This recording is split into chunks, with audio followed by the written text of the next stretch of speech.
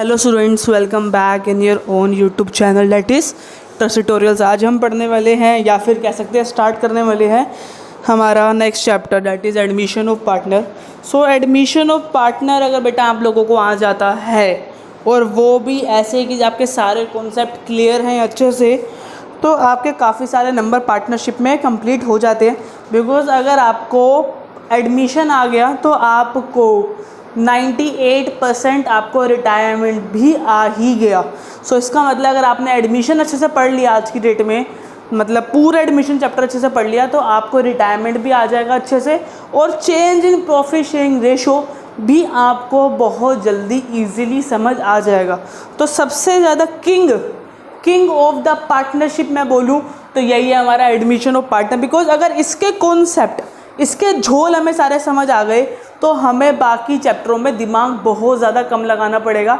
और अगर आपने इसके कॉन्सेप्ट पर रट्टा मारना शुरू कर दिया और सिर्फ छोड़ते चले गए तो हर चीज़ वेग हो जाएगी, आपको एट द एंड कुछ भी समझ नहीं आएगा।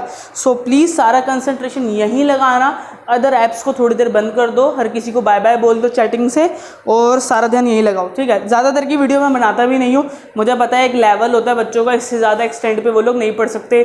40 मिनट से ज़्यादा की मैं वीडियो बनाने का ट्राई नहीं करता कि यार बच्चे पक जाएंगे, वो नहीं देख पाएंगे, आधे में छोड़ देंगे।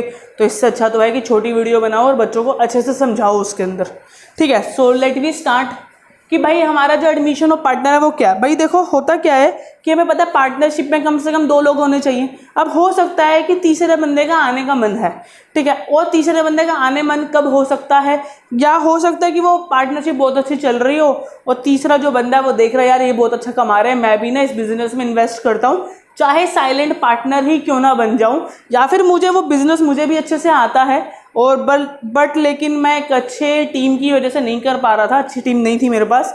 तो मतलब किसी भी रीज़न की वजह से किसी एक पर्सन का मन कर सकता है कि मैं किसी और की पार्टनरशिप में जाऊं, ठीक है। तो देयर आर सम रीज़न। तो हमने यहाँ पे हमारे अकाउंटेंसी में according to session 31 of Indian partnership act 1932, आप लोगों को अच्छे से पता है कि ये 1932 वेरी इंपॉर्टेंट चीज़ है यहाँ पर, कि हमारा जो इंडियन पार्टनरशिप एक्ट है वो है 1932। A person can be admitted as a partner. एक बंदा कोई सा ही पर्सन वो कब एडमिट हो सकता है, कब एडमिट मतलब एक पार्टनरशिप में कब एक तीसरी पार्टी, एक चौथी पार्टी आ सकती है। मान लो कि अगर मेरे पास 2 बंदे हैं, तीसरा बंदा आ रहा है, तो वो तीसरा बंदा एडमिट है। जैसे कि मान लो कि ए और बी 2 लोग फर्म चला रहे थे, अब सी का मन कर रहा है इनकी फर्म में आने के लिए, तो उसको हम क्या बोलेंगे, एडमिशन ऑफ पार्टनर। मान लो एक और केस की ए बी और सी फर्म चला रहे थे, लेकिन एक डी बंदा और आया, उसका मन कर रहा है कि इसके अंदर आना है, ठीक है। तो ये कैसे आ सकता है डी या फिर कैसे आ सकता है सी, तो अभी हम वो पढ़ने वाले हैं। देखो बेटा, अगर आपको किसी भी न्यू पर्सन को आपने एडमिट करना है तो देयर आर 2 कंडीशन। या हो सकता है if it is so agreed in partnership deed, कि या तो जो एडमिशन का प्रोसेस है वो पूरा का पूरा पार्टनरशिप डीड, जब पार्टनरशिप डीड बनती है उसके अंदर मेंशन हो कि कौन कौन से पार्टनर हो सकते हैं, कौन कौन से न्यू पार्टनर की क्या क्या कंडीशन है। अगर हर चीज़ मेंशन है तो हो सकता है कि अगर पार्टनरशिप डीड बोलती है कि हम न्यू पार्टनर को ले लेंगे तो फिर ले लेंगे बिना किसी दिक्कत के। लेकिन अगर ऊपर पार्टनरशिप डीड मेंशन नहीं है regarding the admission of partner, दोबारा बोल रहा हूँ, अगर पार्टनरशिप डीड के अंदर कुछ भी चीज़ मेंशन नहीं है रिगार्डिंग न्यू पार्टनर या फिर एडमिशन ऑफ अ पार्टनर, तब कैसे पता लगाएं कि तीसरा बंदा एडमिट हो सकता है कि नहीं हो सकता।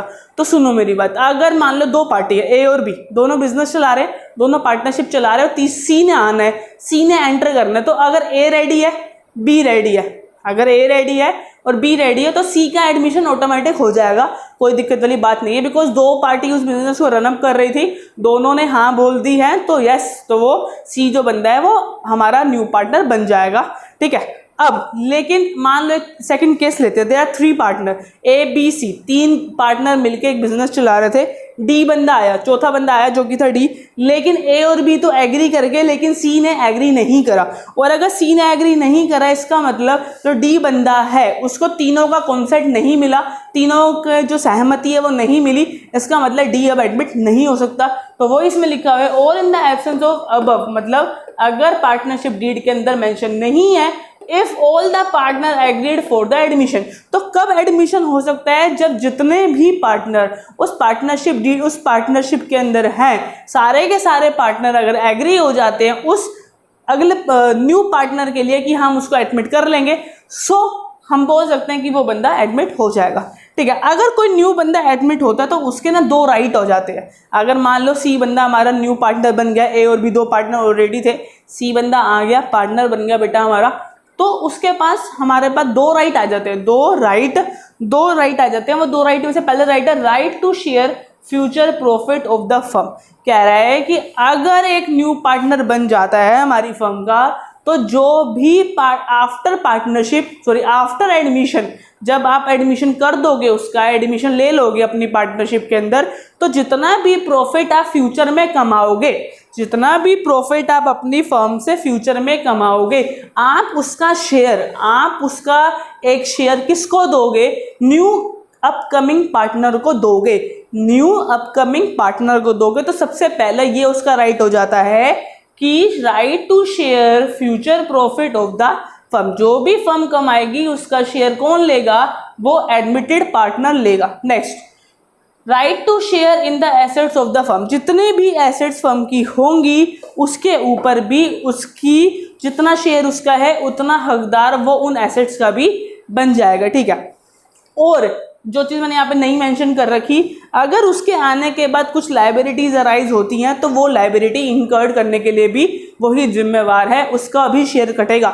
भले अगर कोई एक एक्स्ट्रा लायबिलिटी जनरेट हो जाती है उसके आने के बाद, तो वो लायबिलिटी भी उससे ली जाएगी। जैसे अब उसको एसेट्स दे रहे हैं तो लायबिलिटी भी उससे लेंगे अगर उसके आने के बाद कोई लायबिलिटी अराइज होती है तो। अब एडमिशन के ना बेटा, जब हम एडमिशन करेंगे तो एक ओल्ड रेशो होती है। मान लो कि ए एंड बी दो जने काम कर रहे थे, उनकी रेशो थी 2:1। उनकी रेशो क्या थी? 2:1। अब बंदा तो सी आ गया, सी विल एडमिटेड, सी ने तो एडमिट होना है। अगर सी ने एडमिट होना है तो वो एक पर्टिकुलर शेयर के लिए आएगा। वो शेयर कुछ भी हो सकता है, 1/2 हो सकता है, 1/3 हो सकता है, 1/4 हो सकता है, 1/5 हो सकता है। तो वो जो शेयर के लिए आएगा, तो हम जब न्यू पार्टनरशिप बनाएंगे तो ए भी होगा उसमें, बी भी होगा उसमें और सी भी होगा। तो मुझे क्या चाहिए होगी बेटा? New profit sharing ratio. मुझे क्या चाहिए होगी बेटा? एक न्यू प्रॉफिट शेयरिंग रेशो चाहिए होगी, जिसके अंदर जो बचा हुआ अमाउंट है, जो हमारा प्रॉफिट होगा, उसको मैं डिस्ट्रीब्यूट करूंगा। बिकॉज पहले जो प्रॉफिट होता था वो ओल्ड पार्टनर में जाता था। ओल्ड पार्टनर यहाँ पे कौन है? ए और बी। जो पहले से पार्टनर थे उनको हम ओल्ड पार्टनर का नाम देते हैं। जो पहले से पार्टनर थे those are known as old partner, और जो न्यू पार्टनर जो अब एडमिट हो रहा है उसको हम न्यू पार्टनर का नाम बोलेंगे। ठीक है, तो ए और बी इसकी ओल्ड रेशो क्या थी? 2:1। लेकिन जैसे ही सी बंदा आएगा इनकी रेशो हो जाएगी चेंज। इनकी रेशो क्या हो जाएगी? चेंज, बिकॉज अब तो शेयर सी को भी देना है। मान लो कि आपके पास ₹1,00,000 है, ठीक है, आपके पास ₹1,00,000 है, आपने ए और बी में बांटने हैं, तो एक पर्टिकुलर रेशो में बांट रहे थे 2:1 में। ठीक है, लेकिन क्या अब सी के आने के बाद सी को भी तो देना है, उसने लिखा तो है सी जो है हमारा जो न्यू पार्टनर है उसको हमें फ्यूचर प्रॉफिट रेशो देनी ही पड़ेगी। ठीक है, तो अगर सी को देंगे तो क्या ये 2:1 ही रहेगा? नहीं, इसमें भी तो चेंज आएगा ना। इसमें क्या आएगा? कुछ चेंजेस आएंगे। तो अब हम वही सीखेंगे कि न्यू प्रॉफिट शेयरिंग रेशो कैसे निकालते हैं। क्या निकालते हैं? न्यू प्रॉफिट शेयरिंग रेशो कैसे निकालते हैं? तो उसके देयर आर सम केसेस, तो केस बाय केस हम करते जाएंगे और इलस्ट्रेशन भी साथ साथ होती जाएंगी। ठीक है, तो हम लुक करते हैं सबसे पहली इलस्ट्रेशन पे, और हम सबसे पहला केस 1 ले रहे हैं। जो मैं बुक प्रेफर कर रहा हूँ बेटा, मैं हर बार वीडियो में बोलता हूँ, I am preferring T S. Grewal of edition 2020। I am preferring T S. Grewal of 2020। 20। T S Grewal है मेरे पास, लेकिन कोई दिक्कत वाली बात नहीं है अगर आपके पास डीके गोयल है या टीएस ग्रेवल का 2019 का मॉडल है या 2018 की बुक है, तो ऐसा कोई दिक्कत वाली बात नहीं है। आप बस कॉन्सेप्ट पे ध्यान दो, कॉन्सेप्ट को समझो, आप अपनी बुक से भी खुद कर सकते हो सारे क्वेश्चन, ठीक है। तो कॉन्सेप्ट केस नंबर 1, तो सबसे ज़्यादा इंपॉर्टेंट यही केस है, बिकॉज जब क्वेश्चन 6 नंबर का और 8 नंबर का आएगा ना, तो यही केस सबसे ज़्यादा काम आएगा, ठीक है। लेकिन अगर क्वेश्चन स्पेसिफिकली 3 नंबर का आता है और वो बोलते हैं रेशियो निकालो, तो देयर आर बहुत लिटिल चांसेस है, बहुत कम चांसेस, फ्यू चांसेस कि आपसे ये पूछे। मतलब ये इंपॉर्टेंट है, लेकिन कब इंपॉर्टेंट है, जब बड़े बड़े क्वेश्चन आएंगे, 8-8 नंबर के, 6-6 नंबर के क्वेश्चन आएंगे, और बाकी सब तब इंपॉर्टेंट है जब वो 3 नंबर का क्वेश्चन आएगा, ठीक है। क्योंकि ये सबसे ज्यादा मेन है, तो ये हमेशा कहाँ पूछा जाता है, जब हमारे पास बड़े बड़े क्वेश्चन आते हैं 8-8 नंबर के, ठीक है। तो लिखा हुआ है, समझते हैं, अच्छे से एक्सप्लेन करूंगा। A and B are partners, कह रहा है 2 पार्टनर थे, A and B partner, sharing profit in the ratio 5:3, कह रहा है 5:3 के अंदर वो क्या करते थे, अपनी रेशो को बांटते थे, 5:3 में अपनी रेशो को बांटते थे। सी इज एडमिटेड, सी आया एक new partner for 1/4 share in the profit, calculate एनपीएसआर, मतलब न्यू प्रॉफिट शेयरिंग रेशो आप निकालो जब उनकी ओल्ड रेशो, मतलब ए, या लिख रहा हूं मैं सोल्यूशन क्या है, ए और बी की रेशियो है 5:3, और जो हमारा सी आ रहा है वो 1/4 के लिए आ रहा है।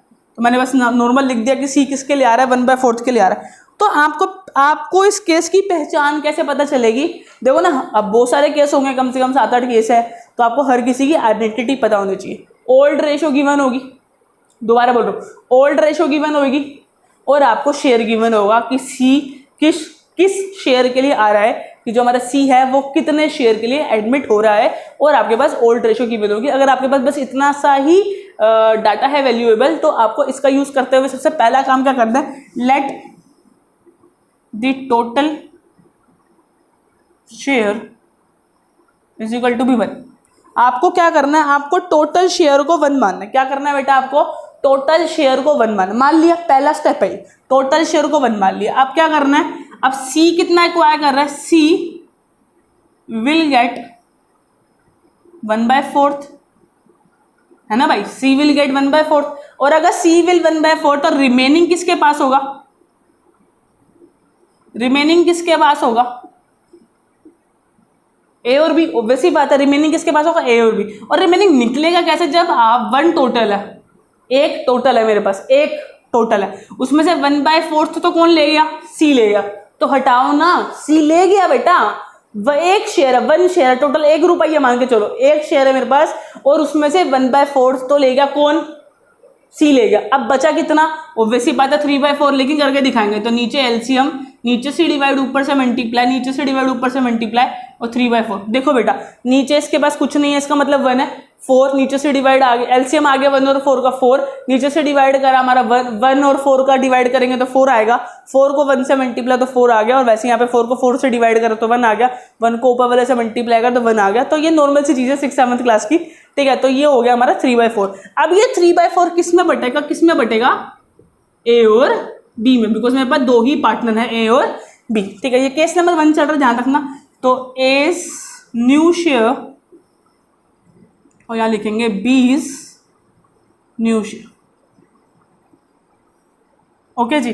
तो ए का सबसे पहले हम लिखेंगे कि ए एक्चुअली में कितने का था, 5/8 का था। कैसे पता चला, क्योंकि बेटा रेशियो थी 5:3, रेशियो कितनी थी बेटा, 5:3। इसका मतलब ए का कितना था, ए विल गेट 5/8 और बी विल गेट 3/8। इतना उनको मिलता था, लेकिन क्या अब इतना मिलेगा भाई, मान लो कि आपने तीसरे बंदे को मिला लिया, फॉर एग्जाम्पल एक रोटी है, आप 2 लोग खा रहे हो तो आपको ज्यादा मिलेगी, और आप 3 लोग खाओगे तो आपको कम मिलेगी ना। वैसे ही अब इनका शेयर क्या हो जाएगा, कम हो जाएगा। और वो कैसे कम होगा, जब आप इसको मल्टीप्लाई करोगे 3/4 से। तो ज्यादा समझना नहीं है, एक एल्गोरिदम को समझना है, ठीक है। ज्यादा डिटेलिंग की यार क्यों माइनस क्यों मल्टीप्लाई, क्यों माइनस क्यों मल्टीप्लाई, इसमें अगर घूमोगे तो वैसे मैं तो एक्सप्लेन कर रहा हूँ साथ साथ कि क्यों मल्टीप्लाई कर रहा हूँ, क्यों माइनस कर रहा हूँ, लेकिन अगर इसमें घूमोगे तो फंस जाओगे। एल्गोरिदम को कॉपी करो। एल्गोरिदम क्या कहता है, एल्गोरिदम का मतलब होता है सीक्वेंस। क्या कहती है, सीक्वेंस से करते जाएंगे करते जाएंगे करते जाएंगे और आंसर आ जाएगा। अभी ये वो दोबारा करते हैं, पहले मैं मल्टीप्लाई कर लूँ इजीली, तो हो जाएगा 15/8 8 16 32, और ये हो गया 9/4। 32।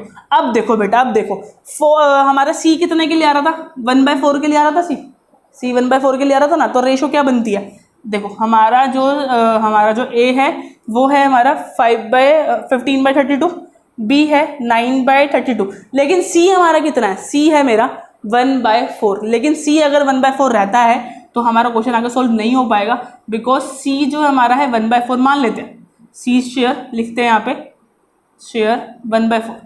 लेकिन जब आप रेशो निकाल रहे होते हो बेटा, आपको एक चीज़ का ध्यान रखना होता है कि जब भी आप फाइनल रेशो निकाल रहे हो तो उसके अंदर जो डिनोमिनेटर है वो सेम होना चाहिए। डिनोमिनेटर क्या होना चाहिए बेटा, सेम। यहाँ का डिनोमिनेटर क्या है बेटा, 32। यहाँ का डिनोमिनेटर क्या है बेटा, 32। यहाँ क्या है बेटा, 4। तो 4 नहीं हो सकता, आपको इसको एक पर्टिकुलरली एक सेम डिनोमिनेटर में लाना है। अब भाई मैं किससे मल्टीप्लाई करूं 4 को कि वो 32 बना दे, ऑब्वियस सी बात है 8 से। तो अगर आप मैथ्स का थोड़ी सी भी नॉलेज रखते हो, अगर 8 को नीचे मल्टीप्लाई करोगे तो 8 को ऊपर भी मल्टीप्लाई करोगे ताकि सेम नंबर रहे। तो ये हो जाएगा बेसिकली 8/32। अब देखो बेटा, ए का न्यू शेयर कितना है, 15/32, बी का 9/32, सी का 8/32। Denominator are same, denominator are same. और जैसे ही डिनोमिनेटर आपके सेम हो जाते हैं तो new ratio is equal to 15:9:8। क्या रेशो आ गई बेटा, 15:9:8। एक बार दोबारा से एल्गोरिदम को समझते हैं तो सबसे पहली बात आपको पहचानना कैसा कि केस नंबर 1 कब है। केस नंबर 1 तब है जब आपके पास ओल्ड रेशो गिवन हो।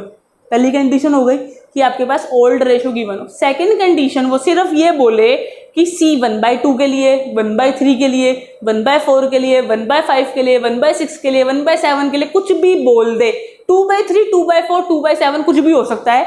मतलब एक बस फ्रैक्शन बोले और इसके आगे चुप हो जाए, जैसे कि क्वेश्चन ने किया, ए और B are sharing profit ratio in a ratio 5:3। बता दी ओल्ड रेशो इतनी है, C will admit for the 1/4 share. बस खत्म, कुछ नहीं बोला इसके आगे उसने कि 1/4 शेयर इन द प्रॉफिट, बात खत्म, क्वेश्चन खत्म। मतलब दो कंडीशन, दोनों चीजें दे दी, ओल्ड रेशो दे दी, सी विल एडमिट दे दिया कि 1/4 के लिए आएगा। तो आपको करना क्या है, first step, late the total ratio भी, लेट द टोटल शेयर भी 1 लिख दिया आपने।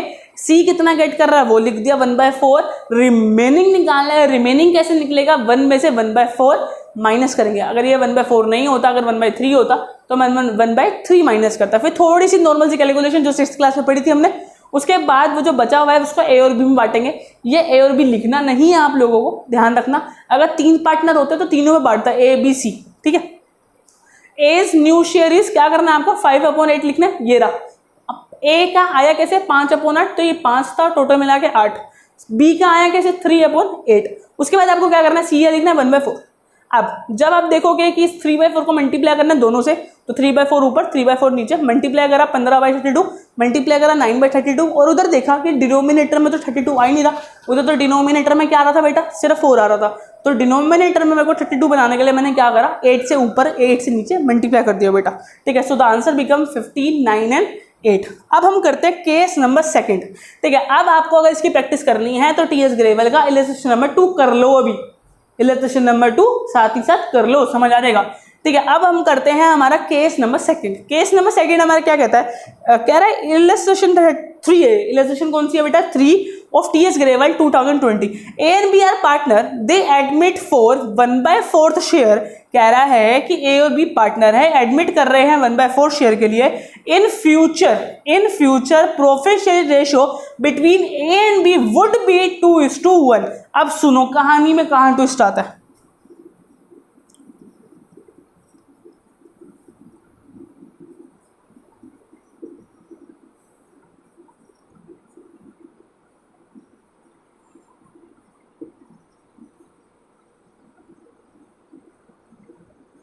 तो मैं सॉल्यूशन में लिख रहा हूं सीधा, एसओएल सॉल्यूशन।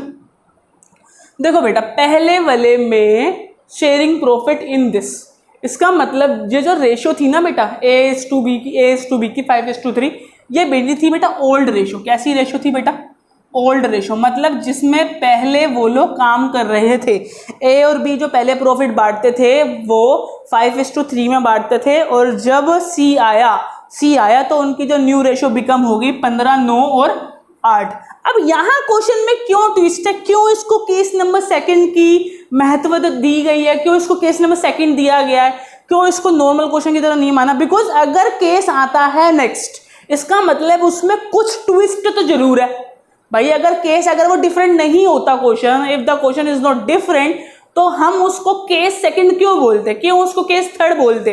तो अगर हम केस की बात कर रहे हैं, इसका मतलब उस क्वेश्चन के अंदर कुछ ना कुछ तो ट्विस्ट है। तो अब देख लेते हैं क्या है। यहाँ पे उसने लिखा, यहाँ ओल्ड थी बेटा, यहाँ फ्यूचर है। कह रहा है कि ए और बी पार्टनर है, ठीक है जी। वो जो एडमिट कर रहे हैं सी को, वो 1/4 शेयर लेगा और उनकी फ्यूचर की रेशो, ए और बी की फ्यूचर की रेशो 2:1 है। मतलब ऊपर वाले में ओल्ड थी, नीचे वाले में फ्यूचर की है। लेकिन आपको एक खुशखबरी मैं दे दूं। खुशखबरी क्या है कि केस 1 और केस 2 होगा डिट्टो। होगा क्या?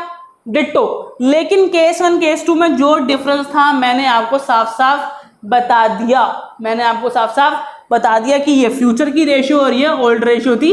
केस दोनों अलग अलग है, लेकिन the process, the algorithm, the sequence is same. जो सीक्वेंस है वो क्या है बेटा? सेम है। तो करेंगे क्या? सबसे पहले let the total share is equal to be 1। क्या लेते हैं हम? टोटल शेयर को क्या लेते हैं बेटा? 1 लेते हैं।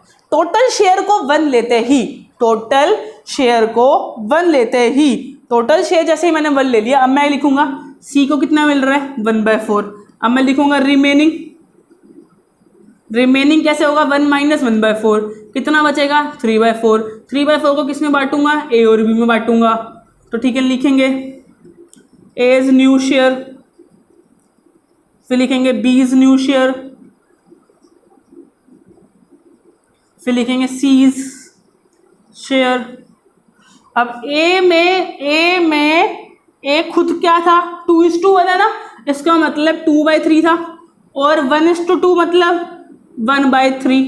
क्या बांटना क्या है? 3/4, जो ऊपर बांटा था 3/4।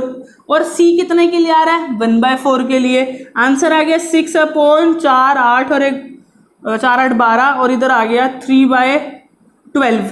और देखो अब यहाँ तो आ गया 6/12, यहाँ आ गया 3/12। इसका मतलब मुझे सी वाले को भी डिनोमिनेटर में 12 करना होगा, और अगर मुझे उधर डिनोमिनेटर में 12 करना है तो मुझे किससे मल्टीप्लाई करना पड़ेगा? 3 और 3 से। अब जो रेशो है, मैं यहाँ लिख रहा हूँ, अब जो रेशो आएगी आप खुद देख सकते हो। ए का आ रहा है 6/12, बी का 3/12, और हमारे जो प्यारे से सी का 3/12। इसका मतलब आपको सिर्फ न्यूमिनेटर लिखने होते 6, 3 and 3, 6, 3 and 3, और ये है new ratio.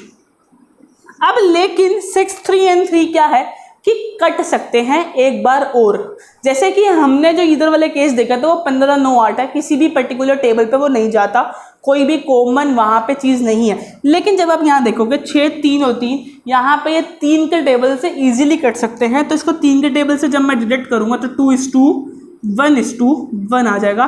So this is all about the case number 1 and case number 2। सबसे ज़्यादा यूज होने वाला हमारा केस नंबर 1 ही है, और साथ में आप लोगों को अच्छे से पता होना चाहिए कि कब कोई पार्टनर एडमिट हो सकता है, और अगर कोई पार्टनर एडमिट होता है तो उसके कौन कौन से पर्टिकुलर राइट्स हैं। ठीक है, एसेट्स पे राइट है, न्यू जो रेशो है, जो प्रॉफिट शेयर है, उस पर भी राइट है।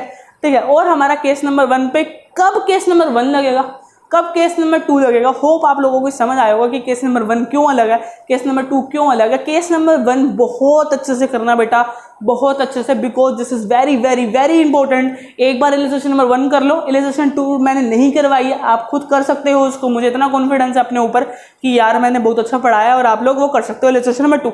तो होप कि आप इलिस्ट्रेशन नंबर 2 करो और मुझे उसका आंसर कमेंट सेक्शन में जरूर बताओ। ठीक है, और आप इलिस्ट्रेशन नंबर 3 में करवा चुका हूँ। ठीक है जी, तो अब मिलते हैं नेक्स्ट वीडियो में। होप कि आप लोगों को अच्छे से समझ आया हो। नेक्स्ट वीडियो आएगी नेक्स्ट केसेस के ऊपर कि नेक्स्ट केस कौन है, उसके बाद नेक्स्ट केस कौन है, उसके बाद नेक्स्ट केस कौन है। तो लेकिन उन सबसे पहले आप लोगों को केस पहले 2 समझने चाहिए, राइट याद होना चाहिए, क्यों करते हैं, कैसे करते हैं एडमिशन वो पता होना चाहिए, ओल्ड रेशो क्या होती है बेटा, ओल्ड पार्टनर्स क्या होते हैं, न्यू पार्टनर क्या होते हैं। आज मैंने बहुत सारी टर्म डिस्कस करी है, आप लोगों को वो अच्छे से पता होना चाहिए, तभी आप धीरे धीरे केस पे आगे बढ़ते जाना। इस वीडियो के बाद हो सकता है अगर वो वीडियो पब्लिश होगी नेक्स्ट केस की, तो आपको इसके बाद ही एंड स्क्रीन पे वो दिख जाएगी। होप कि आप लोगों को वो दिखे और आप वहाँ पे उसको क्लिक करके वहाँ चले जाना और आगे के केस पढ़ लेना। ओके बेटा, होप कि आप लोगों को समझ आया हो। इलस्ट्रेशन नंबर 2 का आंसर कमेंट सेक्शन में चाहिए ही चाहिए।